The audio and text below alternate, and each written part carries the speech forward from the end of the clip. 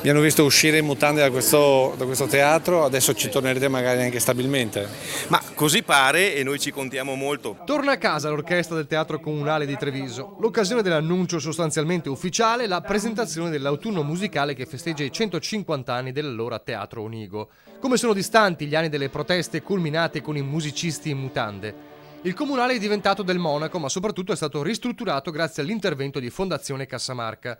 E dall'allora contestato Gentilini, che peraltro non poteva fare nulla se non chiudere il teatro, non a norma, si è passati a un Mario Conte che gongola per aver riportato a casa quella che considera l'orchestra della città. Le porte del Teatro Comunale Mario del Monaco si aprono alla Filarmonia Veneta, ricordo quando se n'erano andati in mutande, oggi tornano in vestiti eleganti e in smoking. Quindi io di questo sono soddisfatto, dopodiché quale sarà la sede ufficiale della Filarmonia Veneta mi interessa meno, non voglio andare in polemica con la città di Rovigo. Perentoria è la risposta del direttore della Filarmonia. La cultura è di tutti, l'orchestra Filarmonia nasce a Treviso e quindi è logico che abbia, come dire, una origine e un attaccamento all'origine che è il teatro di Treviso.